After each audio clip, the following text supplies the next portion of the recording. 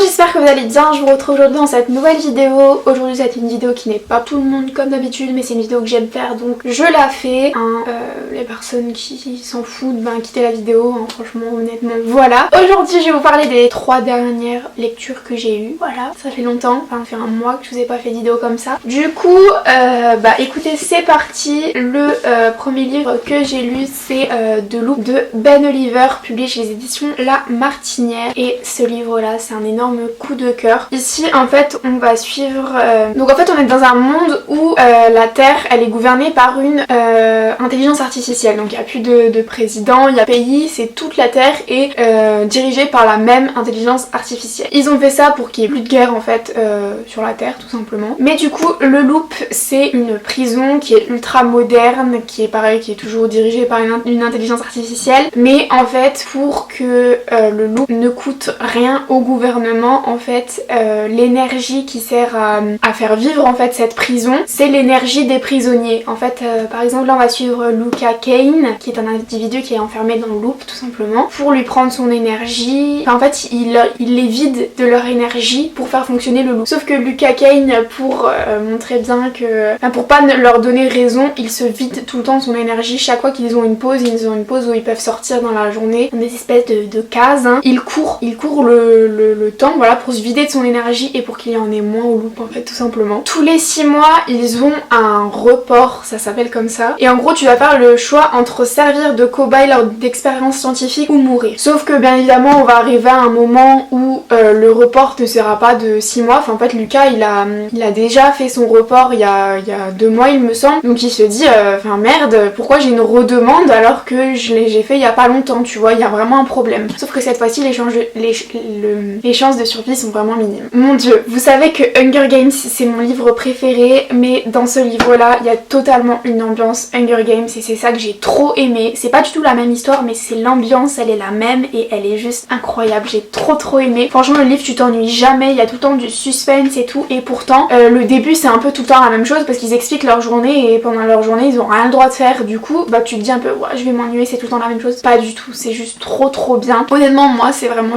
la même ambiance Hunger Games qui m'a fait avoir le cœur pour ce livre là. En tout cas j'ai trop aimé. Pour les gens qui adorent la science-fiction c'est vraiment fait pour vous, et franchement il est trop bien. Il fait quoi, il fait 371 pages, donc presque 400 pages, et franchement je les ai pas sentis passer. Ensuite j'ai lu Hippocampus, le tome 1, le laboratoire secret de Bertrand Puart aux éditions du Seuil. Donc ici on va suivre Ada qui a 13 ans et qui est la fille d'un scientifique qui s'appelle Varol. Varol c'est un scientifique qui est neurologue et qui possède la clinique qui s'appelle l'Hippocampus. Sauf que son père possède un laboratoire secret en fait, et un jour son papa va disparaître et donc Ada va être amenée en fait à y mettre les pieds dans ce laboratoire et découvrir du coup pourquoi en fait est-ce qu'il a disparu. Sauf que du coup dans cette partie de la clinique elle va y découvrir 3 patients sur lesquels son père a mené des expériences plutôt étranges. Sauf que 12 ans plus tôt la mère à Ada a été tuée, et par rapport aux expériences en fait elle va se rendre compte qu'il y a un lien, que chaque patient en fait a le souvenir de la mort de la mère d'Ada alors qu'il n'était pas présent. Donc du coup elle va savoir pourquoi en fait son papa a greffé ses propres souvenirs sur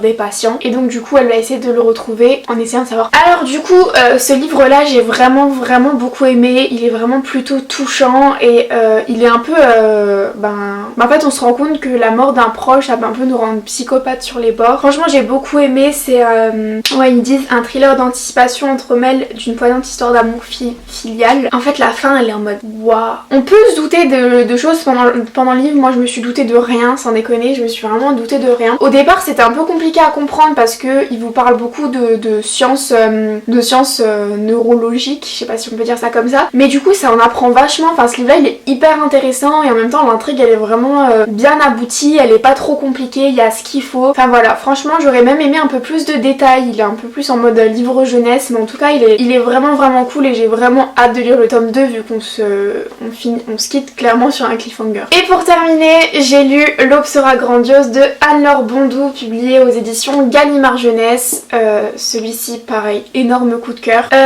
On va suivre en fait Nine qui ce soir là avait normalement la soirée du bal de l'école en fait tout simplement. simplement. Elle avait un bal mais sa mère la kidnappe en quelque sorte. Elle la met dans sa voiture, elle prend leurs affaires et elle part. Ça fait des heures qu'elles roulent toutes les deux. Nin ne sait pas où est-ce qu'elle va. Elle en veut terriblement à sa mère mais au fil du temps commence un petit peu à se calmer. Et en fait elles vont se retrouver toutes les deux sur une petite cabane, maison au bord d'un lac, voilà, qui est accessible à quasiment personne. Sauf que du coup, arrivée là-bas, sa mère a décidé de passer la nuit à lui raconter sa véritable histoire. Et Nin va découvrir que pendant toute son existence, elle ne savait pas qui était sa mère. Et du coup, comme ils disent dans le résumé, on est vraiment entre flashbacks, souvenirs souvent drôles, parfois tragiques, récits en eau trouble, personnages flamboyants, c'est exactement ça. Et donc du coup, on va suivre une histoire familiale un petit peu compliquée. La fin, elle est assez frustrante, mais en même temps c'est une belle fin quand même. Et sinon le livre est juste incroyable. Je trouve qu'on s'est un peu pressé vers la fin, mais ça aurait été un peu plus en profondeur. Mais en tout cas j'ai vraiment